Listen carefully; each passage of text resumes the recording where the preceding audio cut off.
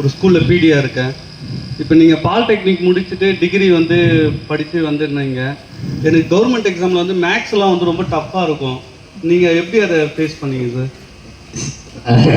Why blood same blood.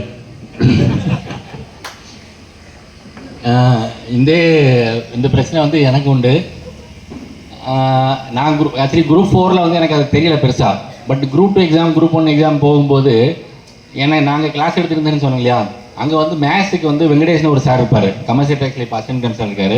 அவர் ரொம்ப சூப்பராக இருப்பார். நாங்கள் எங்கள் பசங்க வந்து ஒரு 500-600 பேர் இருக்காங்க. அவர் மற்ற கிளாஸுக்கு கிட்ட பண்ணால் கூட வந்து அவர் கிளாஸுக்கு வந்து எல்லாம் வந்துடுவாங்க. ஏன்னா அந்தளவுக்கு அருமையாக எடுப்பார். நான் என்ன பண்ணுவேன்னா, எனக்கு நீங்கள் சொன்ன மாதிரி ரொம்ப எனது மேத்ஸில் வந்து கஷ்டமான ஒரு என்ன பண்ணுவோம் அப்படின்னா, ஒவ்வொரு எக்ஸாமும் ப்ரிலிமினரி எழுதி போக முடியும். கடைசி ஒரு வாரத்தில் வந்து டெய்லி ஒரு 1 hour அவரை வந்து மேத்ஸுக்கு முக்கியமான கொஸ்டின் சொல்லிக் கொடுத்துருவோம். அதை சொல்லிக் கொடுத்து அந்த அந்த மைண்ட் செட்டோட அப்படியே போய் அந்த எக்ஸாம் எழுதி போய்ட்டு நைஸாக வெளியே வந்துடுவோம். சரிங்களா? இல்லை அதுக்கு இன்னொன்று என்னென்னா, எதுவுமே வந்து ப்ராக்டிஸ் பண்ணால் கண்டிப்பாக வரும். பட் எங்களுக்கு அந்த மாதிரி ஒரு வாய்ப்பு இருந்தது, அவர் எங்களுக்கு சொல்லிக் கொடுத்தாரு. ஆனால் மெயினில் நல்லா யோசிச்சு பார்த்துங்க, நான் குரூப் 1 மெயின் எழுதும்போது நான் ஒரே ஒரு கணக்கு கூட எனக்கு தேர்வு பண்ணல. ஏன்னா எனக்கு வந்து 2 சப்ஜெக்ட் நான் என்கிட்ட சொல்லியிருந்தேன். நான் எம்ஏ படிச்சேன். என்னோட MA Tamil literature, MA public administration. ஒன்று வந்து நம்ம தமிழ் இலக்கியம் பற்றி நிறைய கேள்விகள் அதில் வந்தது. ரெண்டாவது வந்து பப்ளிக் அட்மினிஸ்ட்ரேஷன்றது இந்தியன் பாலிட்டிக்ஸ் வந்து எல்லா இது ரெண்டுமே எனக்கு வந்து நான் கணக்கு அட்டன் பண்ணலை. ஏன்னா எனக்கு கணக்கை நான் யோசித்து பண்ணுறதுக்கு எனக்கு டைம் கிடைக்காது. ஆனால் இது வந்து என்னுடைய ஃப்ளோ, நான் வந்து என்னோட போகிற வேகத்தில் நான் எழுதிட்டே போக முடியும். சரிங்களா? அதனால் வந்து ஆனால் கணக்கை தவிர்த்து விட்டு நம்ம இந்த எக்ஸாம் பாஸ் பண்ண முடியாது. நல்லா அண்டர்ஸ்டாண்ட் பண்ணிக்கங்க. கணக்கு படிக்காமல் இந்த எக்ஸாம் பாஸ் பண்ண முடியாது.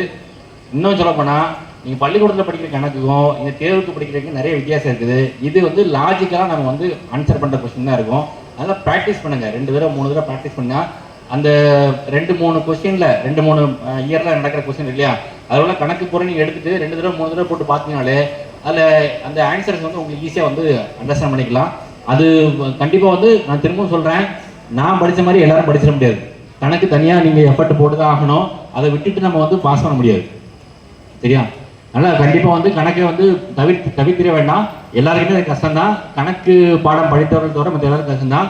ஆனால் டிஎன்பிசி எக்ஸாம் கணக்கு வந்து something different from the school காலேஜில் டிஃப்ரெண்ட்டு.